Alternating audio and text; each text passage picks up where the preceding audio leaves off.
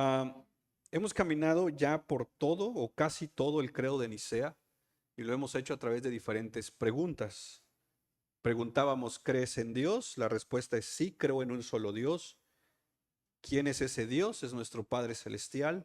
¿Cómo es ese Dios? Es todopoderoso y es el Creador. ¿Quién es Jesucristo? Es Dios y es el Hijo de Dios. ¿Qué hizo Jesucristo? Se hizo hombre, vivió una vida sin pecado, murió en la cruz del Calvario, fue sepultado, resucitó al tercer día y vendrá por segunda vez. ¿Quién es el Espíritu Santo? El Espíritu Santo es Dios. ¿Qué ha hecho el Espíritu Santo? Ha sellado al creyente y ha hablado a través de los profetas. La semana pasada empezábamos a hablar quién es la iglesia y decíamos que la iglesia son personas compradas por Cristo, que las ha hecho su pueblo. Es una iglesia, es santa, es universal y tiene un mensaje que viene desde los apóstoles. La doctrina de los apóstoles, como dice Hechos 2:42. Hoy quiero avanzar con dos preguntas o responder dos preguntas. Uno, ¿cuál es el propósito de la iglesia? ¿Para qué estamos aquí como iglesia? ¿Y cuál es nuestra esperanza como iglesia? Nuevamente quiero ser repetitivo en esto para no generar un malentendido de por qué estamos estudiando un credo. Los credos no tienen la autoridad de la Biblia, pero los credos nos ayudan, por ejemplo, el de Nicea, nos ayudan a entender mejor nuestra fe y sistematizarla. ¿En qué sentido? En saber decir lo que creemos de una forma bíblica y ordenada. Creemos en Dios Padre, Dios Hijo, Dios Espíritu, creemos en la iglesia y sabemos a la luz de la Biblia el por qué la iglesia está hoy aquí. Y esa es la pregunta que quiero responder. ¿Cuál es el propósito de la iglesia? Y el credo tiene una frase un poquito confusa quizás, que ha generado mucho debate. Y la frase que el credo marca casi al final dice, confesamos qué cosa, un solo bautismo. ¿Para qué? Dice. Como digo, esta frase ha generado y genera un poco de confusión, sobre todo cuando la leemos fuera de su contexto. De entrada pareciera que la confesión que la iglesia hace en este punto es que el bautismo sirve ¿para qué? Para el perdón de pecados. Pero si lo agarráramos de manera tan literal esta frase, diríamos que si una persona, aun cuando cree en Jesucristo, pero no se ha bautizado, ¿qué diríamos? Que sus pecados no están perdonados. Pero tú y yo sabemos que quien puede perdonar pecados es Cristo. Y antes de ir al propósito, quiero dejar bien claro el por qué el credo maneja esta frase de esta manera.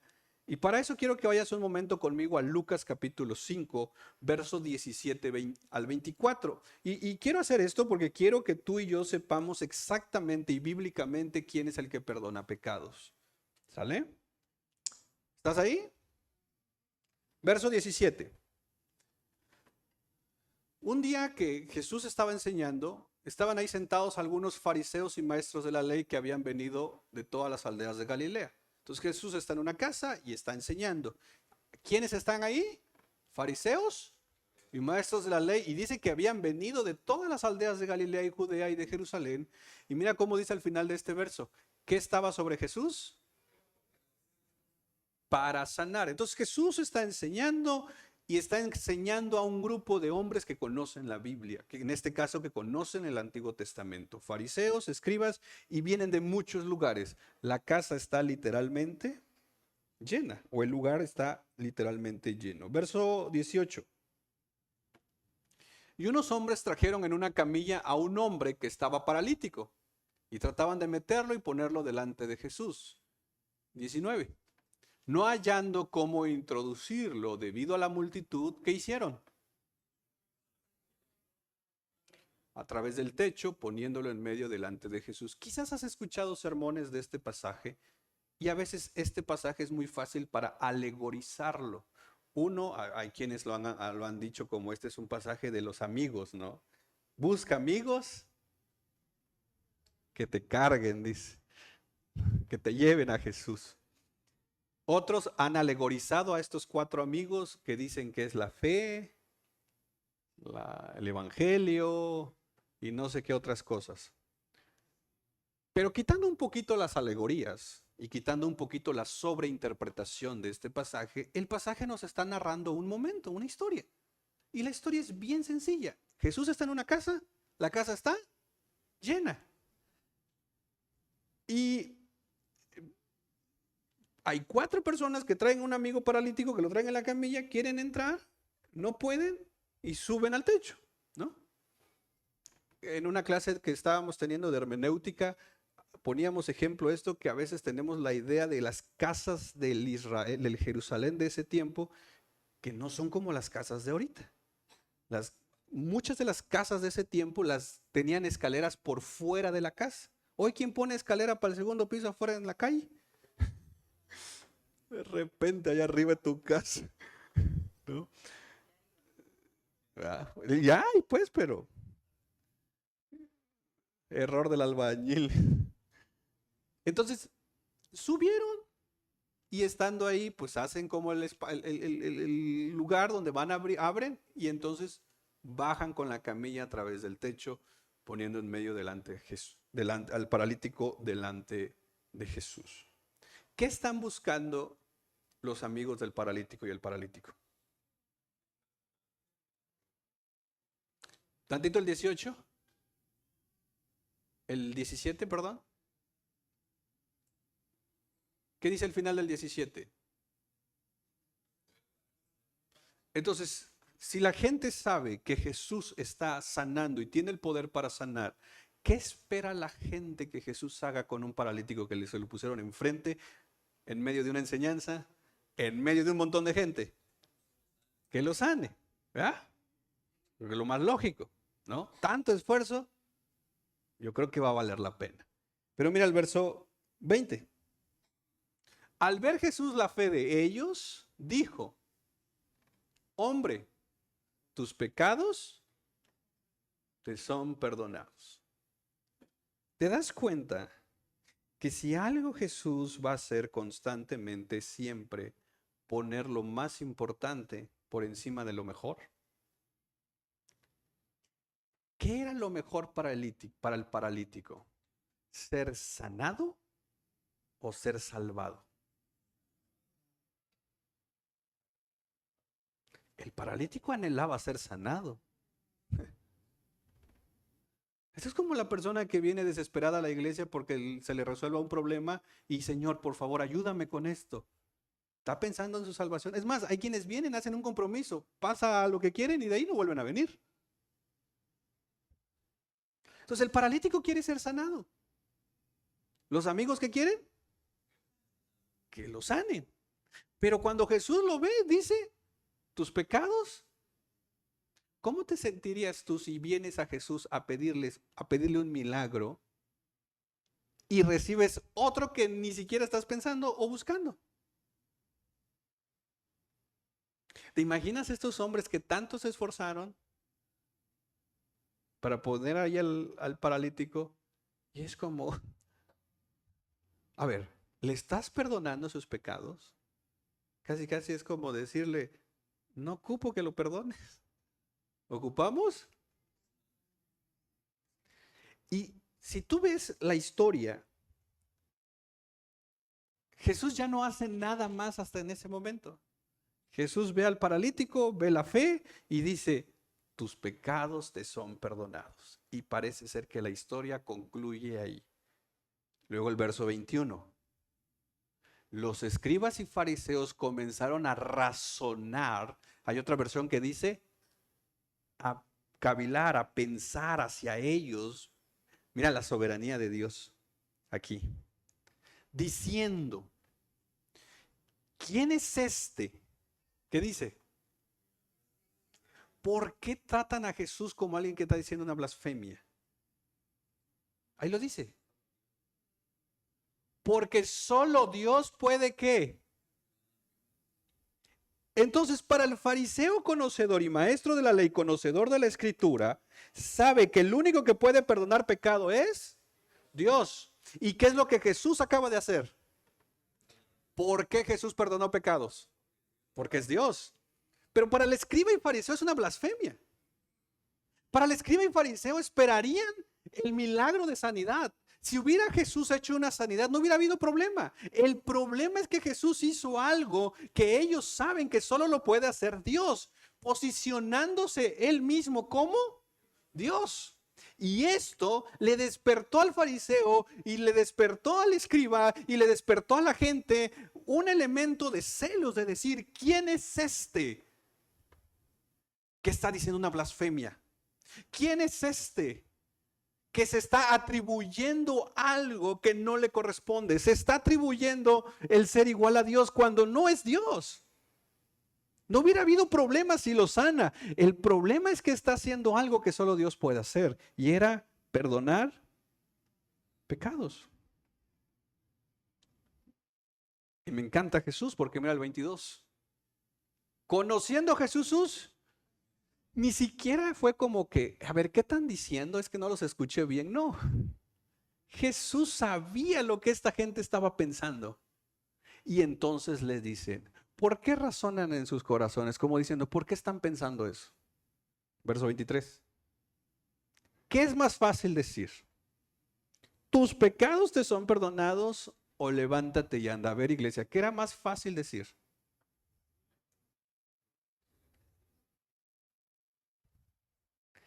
Para el contexto judío, era más fácil decirle a una persona, levántate y anda, porque eso hasta cierto punto lo podía hacer cualquier otra persona. Pero decir, tus pecados te son perdonados, era considerado una blasfemia. Y Jesús, para los oídos de esta gente, estaba blasfemando porque estaba tomando el lugar de Dios.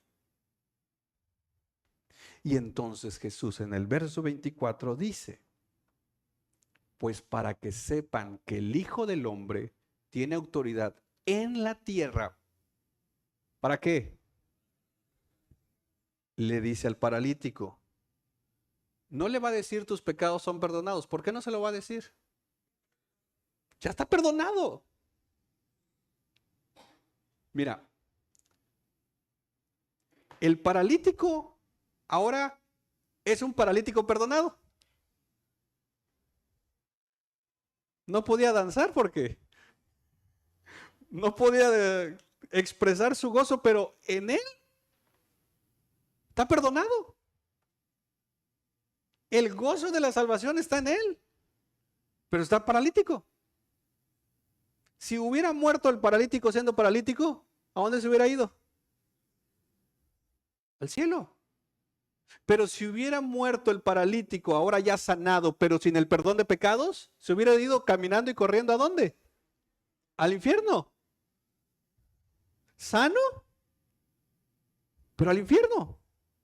Entonces Jesús, ¿qué posiciona como más importante que la sanidad?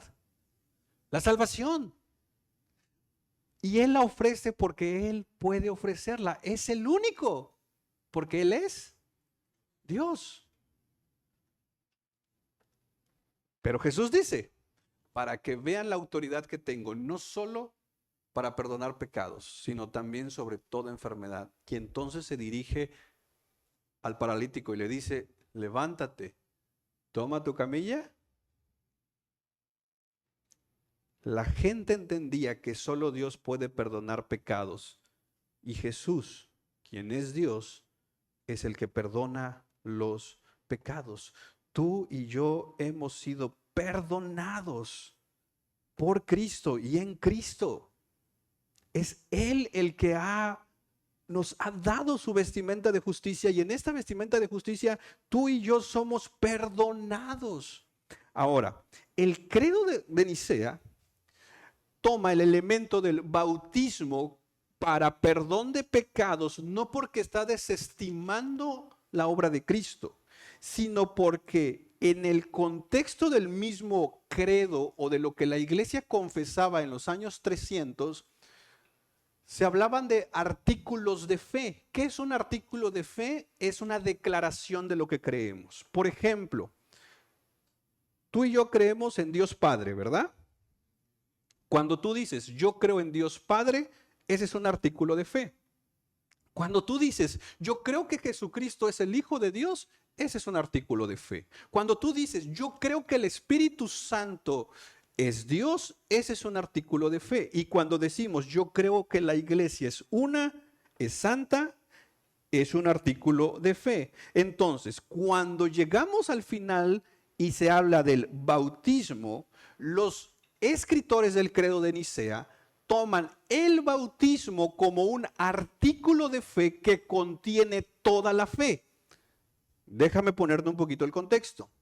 Para nosotros hoy en día, como cristianos que nacemos de nuevo, muchas veces, mis hermanos, no sé por qué, pero muchos le huyen al bautismo.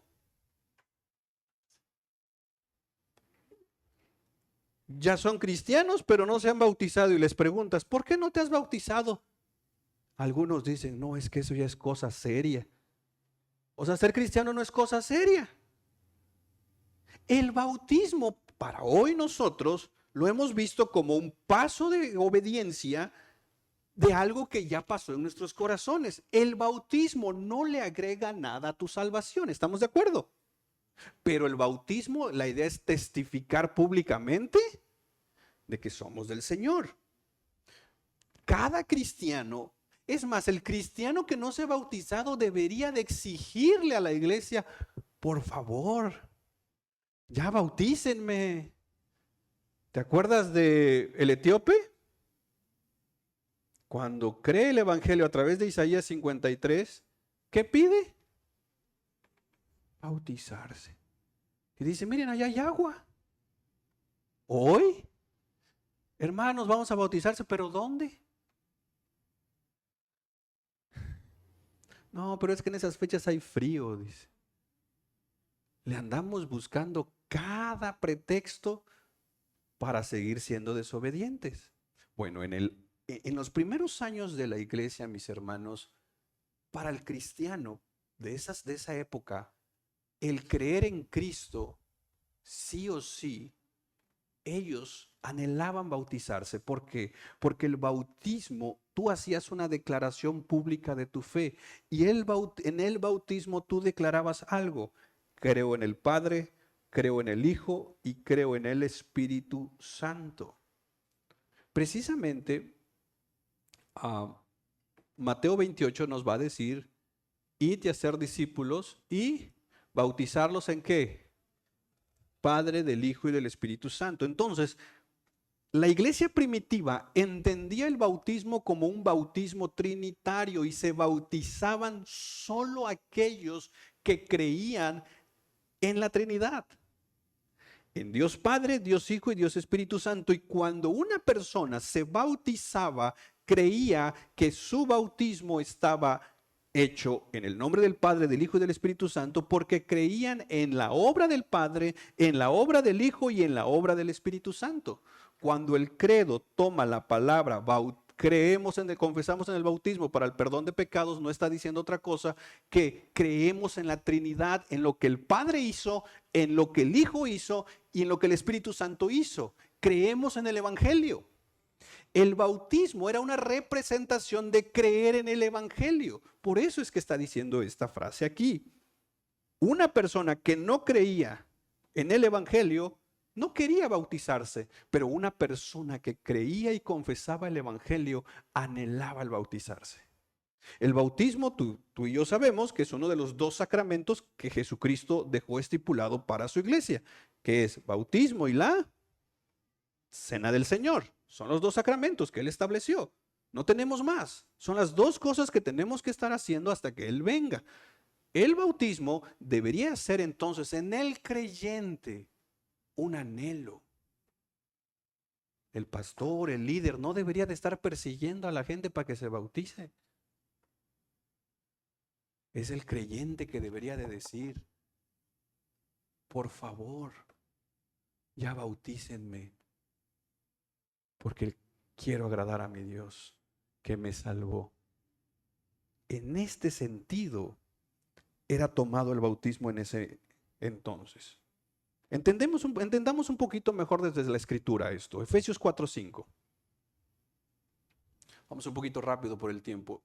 Mira lo que dice Efesios 4:5. Creemos en un solo Señor, una sola fe y un solo bautismo. Aquí quiero hacer un paréntesis porque luego una de las críticas que le hicieron a los anabautistas, que luego viene el tema bautista, fue que se hablaba de que eran rebautizadores.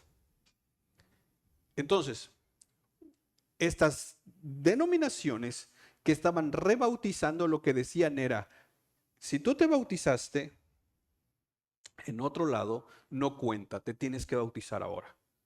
Pero aquí es importante entenderlo, sobre todo cuando venimos de otros contextos. Si tú te bautizaste en el nombre del Padre, del Hijo y del Espíritu Santo, y te bautizaste creyendo el Evangelio, ya no necesitas volverte a bautizar. No lo ocupas. Oh, pero me bautizó un pastor que ahorita ya es borracho. Ahora ve a evangelizar lo que te bautizó. No, porque tu fe no estaba en ese pastor. Tu fe estaba en Cristo. Si tu bautizo fue trinitario, en el nombre del, no en trinitaria, en el nombre del Padre, del Hijo y del Espíritu Santo, y creyendo el Evangelio, así un día yo quisiera decirte, no, pero para hacer a la iglesia reformada te tienes que volver a bautizar, porque si te bautizaste en la iglesia pentecostés no cuenta. No. Entonces, Efesios nos recuerda esto. ¿Cuántos bautizos? Mira Mateo 16:16, porque a veces el lenguaje del credo puede ser confuso, pero en realidad nos está siendo bíblico. El que cree y qué. ¿Qué pasa si una persona cree pero no le da tiempo a bautizarse? Porque se muere. Pero Jesús, ¿qué está diciendo? El que crea y sea, no es porque le está agregando algo, sino porque solamente se está mencionando como un elemento que sale por naturaleza del que es salvo. Y es más, mira, para confirmación el mismo versículo, pero el que no crea, ¿qué dice? ¿Te das cuenta que lo lógico debería de decir, pero el que no crea y no es bautizado? Porque dice, el que cree y es bautizado será salvo, pero el que no crea, ¿significa que puedes bautizarte sin creer? Claro. Dice, pero está en el mundo, si hasta se bautizó. Se bautizó porque quería agradar a alguien. Pero no era cristiano. Se bautizó sin creer. Por eso dice, pero el que no crea será condenado. Y mira cómo está el elemento del bautismo ahí. Romanos 6:4. Pablo va a usar el elemento del bautismo como un representativo del evangelio mismo. Hemos sido sepultados, dice Pablo, con él, ¿por medio de qué? Del bautismo para muerte. Nuevamente, el elemento del bautismo aparece aquí como una representación de lo que Cristo hizo. Colosenses 2:12. Habiendo sido sepultados con él en el bautismo, en el cual también han resucitado con él por la fe en acción del poder de Dios que lo resucitó de entre los muertos. Nuevamente, el bautismo aparece aquí no como un agregado para ser salvo, sino como una representación para un entendimiento del evangelio. Habiendo aclarado esto del credo, de por qué dice, creemos en un bautismo para el perdón de pecados, cuando hablamos del propósito de la iglesia, buscamos como iglesia vivir para la gloria de Dios. Pero ¿cómo lo hacemos entendiendo lo que se nos está diciendo acá? Si como iglesia confesamos un solo bautismo, que es decir, confesamos un evangelio para el perdón de pecados, el propósito de la iglesia no solo es el hecho de buscar nuestro perdón de pecados personales, el propósito de la iglesia es que también otros conozcan que en Cristo hay perdón de pecados. El problema muchas veces como iglesia es que somos bien egocentristas. Todo para mí. Yo soy el centro. Yo quiero estar bien. Si yo ya fui perdonado, ¿qué me importan los demás? No. La visión, el propósito de la iglesia tendría que ser, si tú ya eres salvo, deberíamos buscar que otros conozcan a Cristo. ¿No es la gran comisión que se nos recuerda en Mateo 28, 19 al 20? ¿No se nos indica a través de un imperativo, vayan? Id, dice la Reina Valera, como un elemento de mandamiento. Este es un imperativo. Jesús no dice si puedes. Jesús no dice si vienen unos de Estados Unidos. Jesús no dice siempre que haya una actividad. No, Jesús dice, id, vayan. ¿A qué? ¿A hacer? ¿A dónde? ¿Será que es que, porque luego agarramos esto para las misiones y decir, no, pues es que a mí, yo creo que sí voy a evangelizar, pero a mí me gustaría que me mandaran allá por...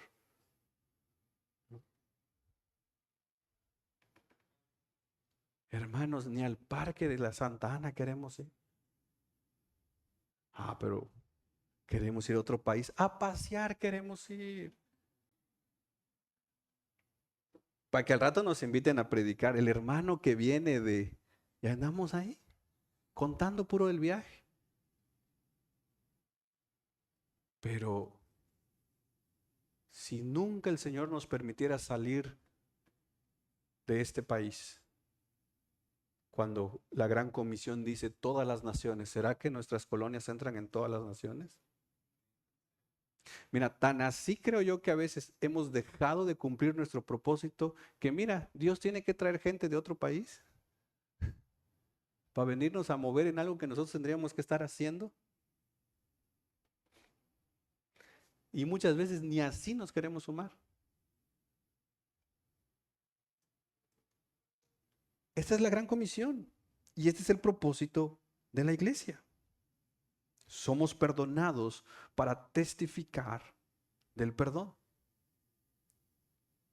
Y esto me lleva a mi última pregunta. ¿Cuál es la esperanza de la iglesia?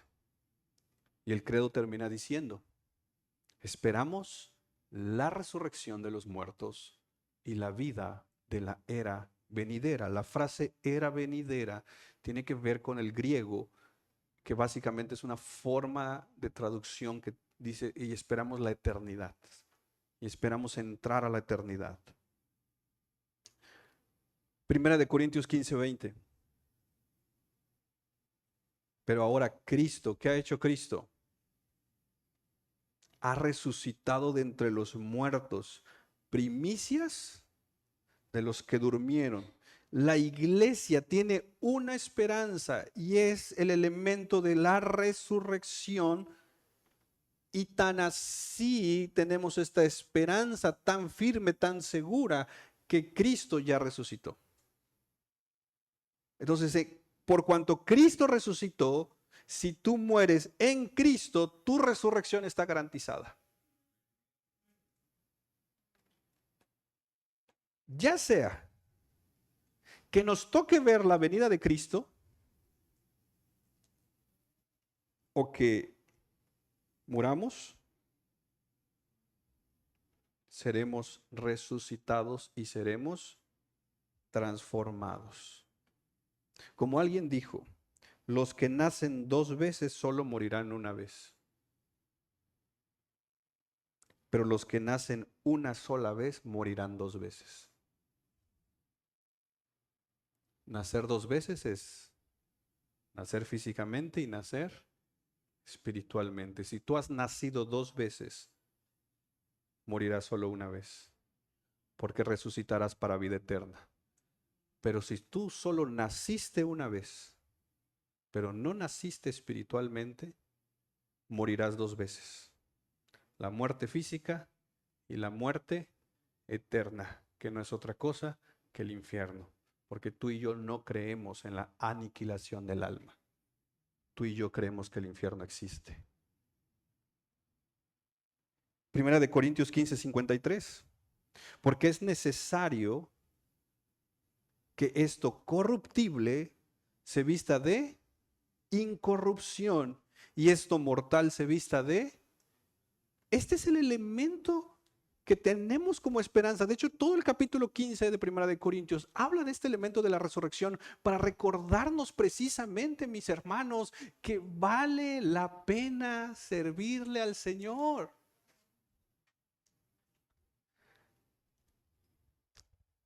Seremos, dice la Escritura, transformados.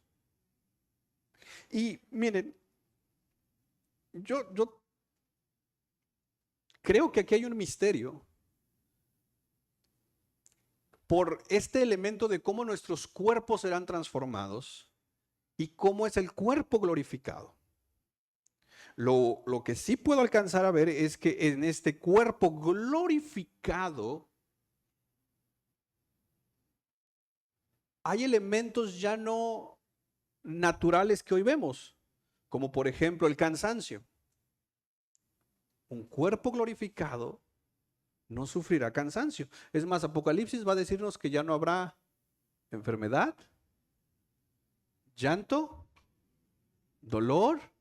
¿Qué son esas cosas? ¿No son un recordatorio de nuestra humanidad? El llanto, el dolor, la enfermedad. ¿No es un recordatorio de la fragilidad que es el cuerpo humano? Pero dice que en el cielo eso ya no habrá, como un recordatorio que este cuerpo será transformado. Y esta es la esperanza de la iglesia.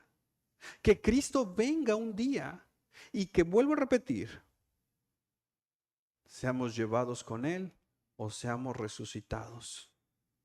Entraremos a una eternidad con aquel a quien hoy amamos. Entraremos a una eternidad con aquel a quien hoy servimos. Todo lo que hoy puedas estar pasando, déjame decirte esto, no es eterno. Quizás llevas años en una situación o un elemento de salud que no ves sanidad, como el paralítico. Pero si tienes perdón de pecados, esa enfermedad es más, y lo digo con todo respeto, esa enfermedad hasta Dios la puede usar para llevarte a su presencia. Entonces la enfermedad no sería una pérdida, la enfermedad sería una ganancia, porque Pablo dice que el morir es... Sí, obviamente anhelamos sanidad como el paralítico. Sí, obviamente salimos tristes cuando oran por nosotros, oramos y nos bañan de aceite orado y no pasa nada. Sí, a veces el desánimo llega, pero en medio de eso recordar que aunque el Señor no nos sanara, Él ya nos ha salvado.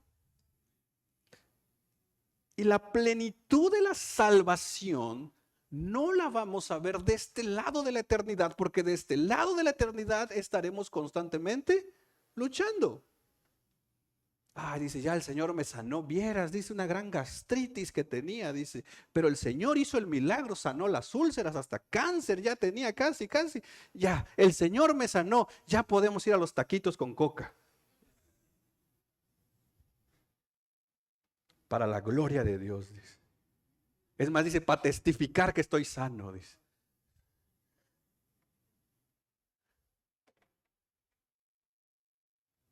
Porque aunque el Señor te sane, te vas a volver a enfermar.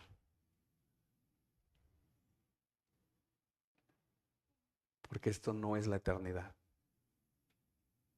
Esto no lo es todo. Iglesia, no hemos llegado a casa. Pero quiero que entiendas esto.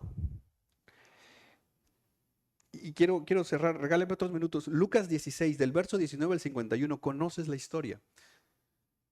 El rico y el Lázaro, ¿te acuerdas?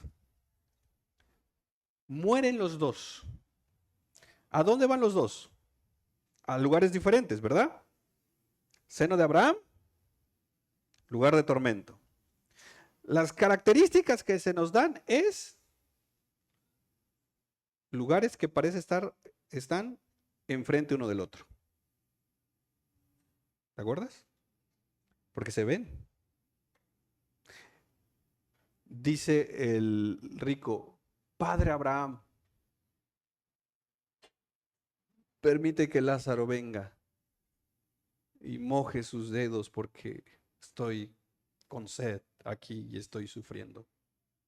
Abraham le dice, no podemos ir ni de aquí para allá, ni de allá para acá, porque una cima nos divide. Y ahí la cima es un hoyo. Ni podemos pasar. Yo creo que Abraham le ha dicho, mira, ni ustedes pueden pasar de aquí, de allá para acá, y aunque nosotros pudiéramos pasar de aquí para allá, no queremos ir. ¿Quién va a querer ir? Pero ojo aquí.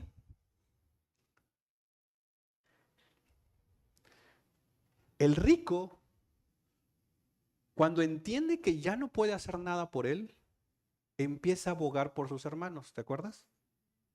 Dice, Padre Abraham, tengo 5 hermanos y no quiero que vengan aquí. ¿Te acuerdas? Padre Abraham le dice, a Moisés y a los profetas tienen, a ellos oigan. Y este hombre que conoce a su familia, ¿qué dice? Yo ya conozco a esta gente. No los van a escuchar, Padre Abraham.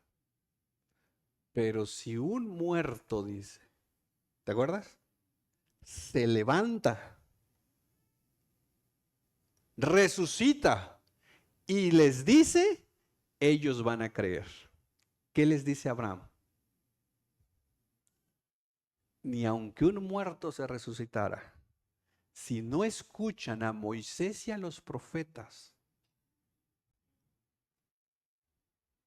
no hay salvación. ¿Qué está diciendo Abraham cuando le dice a este hombre, a Moisés y a los profetas tienen, a ellos oigan?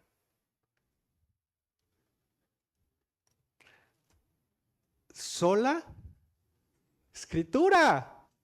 Era una forma de decir, tienen la palabra. Porque una forma de que el judío entendía cómo era el Antiguo Testamento era decir Moisés y los profetas. A veces le agregaban Moisés, salmos y profetas, o ley, salmos y profetas. Pero lo que Abraham está diciendo, que vean la escritura. Porque la escritura apunta ¿a quién? Al Salvador. ¿Y qué crees? Hubo uno que se resucitó de los muertos. Y él es Jesucristo. Y ni a él le creyeron.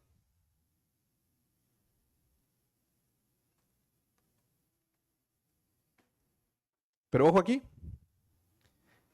porque estamos hablando de la esperanza de la iglesia. Esos 2 lugares mencionados ahí no son los lugares eternos.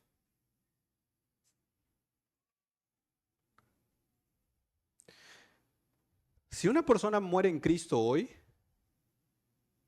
no se va al cielo todavía. No entra a la Nueva Jerusalén todavía. Y si una persona muere sin Cristo hoy, todavía no entra al infierno. Porque dice la Escritura que esos lugares todavía van a abrirse. A los primeros que van a meter al lago de fuego, ¿a quiénes son? Son los que van a inaugurar el infierno. Satanás, el falso profeta, los ángeles caídos. Y después, la plebada. La Nueva Jerusalén, donde Jesús fue a hacer morada para nosotros.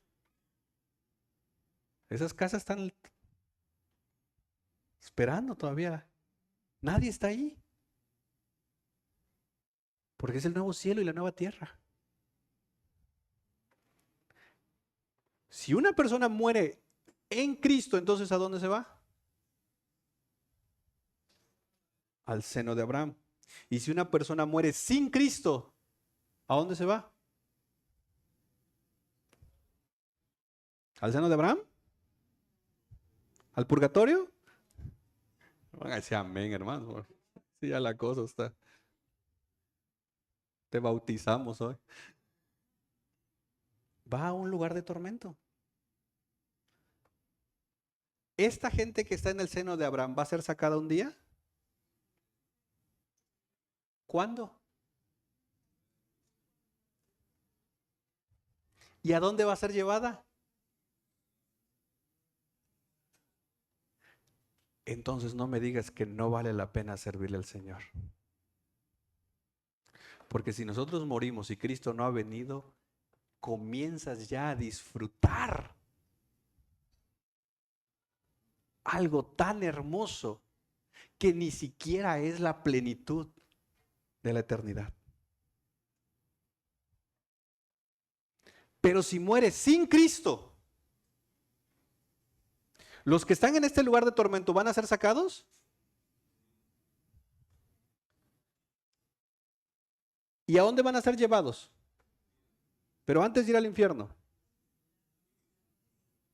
Este es como el ladrón que lo meten en la cárcel del pueblo y ya le hicieron su expediente, su papeleo, y ahora dicen, vámonos. Lo van a sacar, pero antes de llevarlo ya a la prisión donde va a estar de por vida, ¿a dónde lo van a llevar? Con el juez, para que el juez le dé su sentencia. Imagínate, el que muere sin Cristo, ¿dónde está? Sufriendo. Y un día va a ser sacado para que entonces pase por la eternidad en él. Eso debería preocuparnos y movernos al evangelismo. Pero dices, nada, ya mi nombre está escrito en el libro de la vida. Cuando allá se pase lista, yo a mi nombre. Mi tío, ay, que Dios lo bendiga.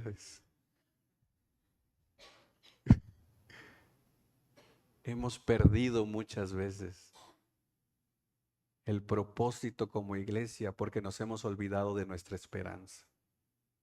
Es más, y lo platicaba con una persona esta semana, el rico en el lugar de tormento parece ser que tiene memoria de su vida. ¿Te das cuenta de eso? Porque ubica. Dice, tengo 5 hermanos. Hay un elemento de conciencia. Pero parece ser que en la eternidad, en esta plenitud, sobre todo del cielo, ya no va a haber un elemento de conciencia del pasado.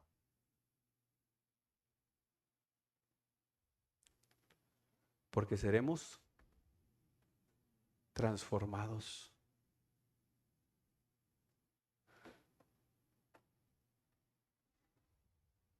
A veces como cristianos tenemos esta nostalgia cuando pensamos en el cielo, dice,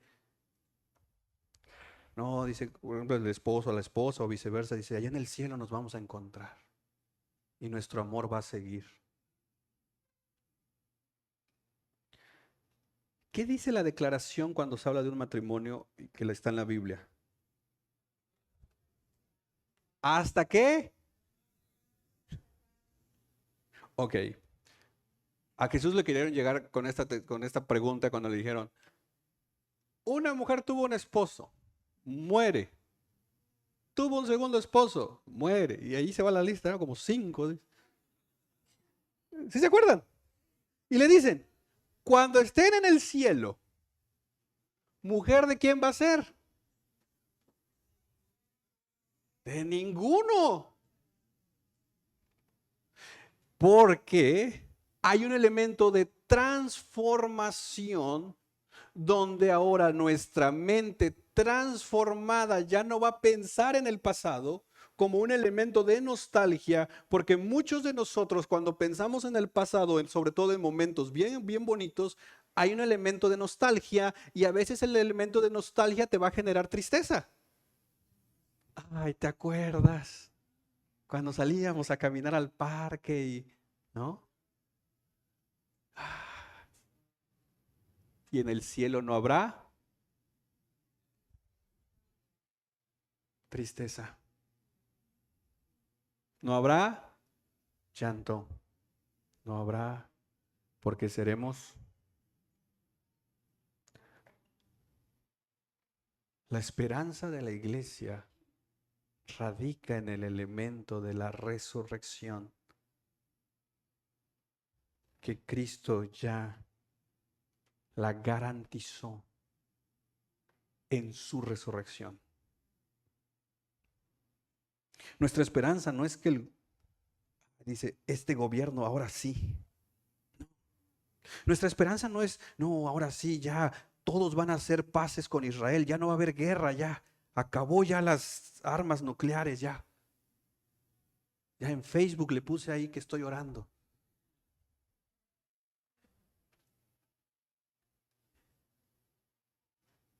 Es más, nuestra esperanza no es que, en nuestro caso, no es que la persecución no llegue.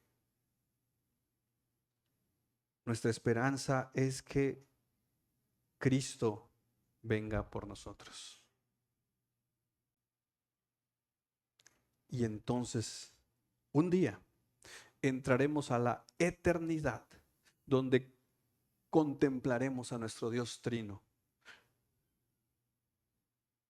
Tan así nuestra mente no da, y ya cierro con esto, ayúdame con Romanos 5:5 ya para, como buen predicador siempre es, ya voy a terminar.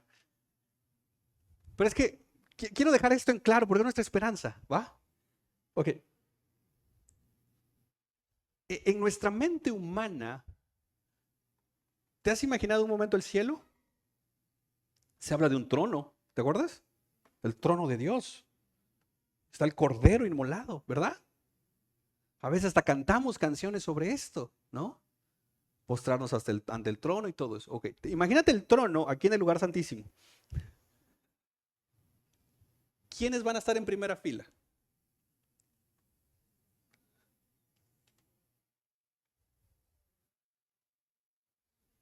¿Será que tú vas a estar en primera fila? Dice, es una fila bien larga, dices. Que da la vuelta al mundo casi, casi. Y entonces, como humanamente tenemos esta idea de cómo estamos ahorita, pensamos el cielo así. El trono, dices, en primera fila van a estar la banda pesada, ¿no? Pero pesada porque Abraham, Job, ¿no? Tú al lado de Job, ahí te acuerdas, dice.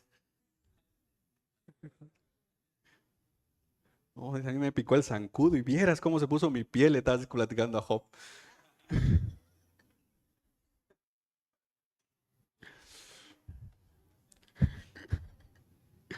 A Noé, vieras, dice ese día, cuánta agua pasó por mi casa, le dice a Noé. Y mi carro se trabó ahí, dices. Te entiendo, Noé, le dices.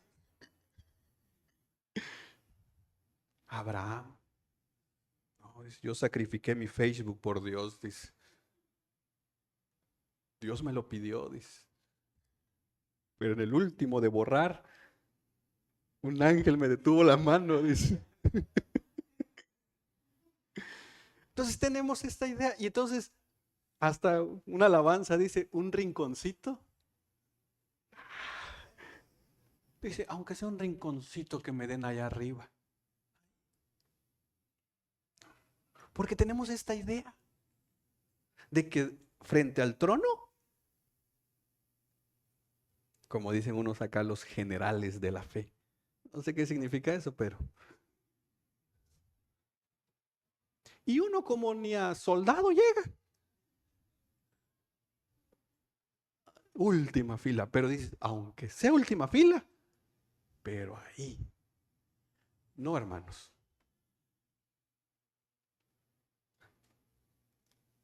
La presencia de Dios en esta plenitud se habla de que al final de Efesios 1 me parece, de que dice que Él lo llena todo en todo.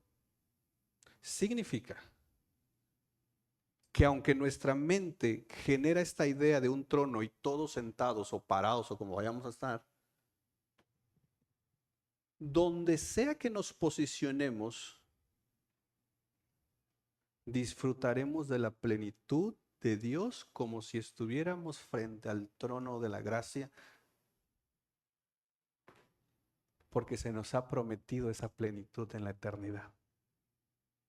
Y es por eso que Pablo nos recuerda que la esperanza que tenemos no avergüenza. Mira Romanos 5, verso 5. Esta esperanza, dice, no desilusiona, no avergüenza, dice la Reina Valera, porque el amor de Dios ha sido derramado en nuestros corazones por medio del Espíritu Santo que nos fue dado. Mis hermanos, vale la pena servirle al Señor, vale la pena seguir adelante. Por favor, no te desanimes, aun cuando las cosas parecieran ir en tu contra. Aun cuando pareciera que hay situaciones que no entiendes y dices, Señor, pero ¿por qué? Sigue caminando, sigue avanzando. Si estás en Cristo ya tienes algo bien glorioso. Por eso Jesús le dice a sus discípulos cuando se alegraban y decían, los demonios se alejan, los enfermos sanan. Y dice Jesús, no te alegres por eso. Alégrate porque tu nombre... Eso nos debería llenar de gozo. Tu nombre está escrito en el libro de la vida porque fue comprado a precio de sangre. ¿Te parece si oramos? Y mientras oramos, vamos a cantar lo que creemos, hermanos.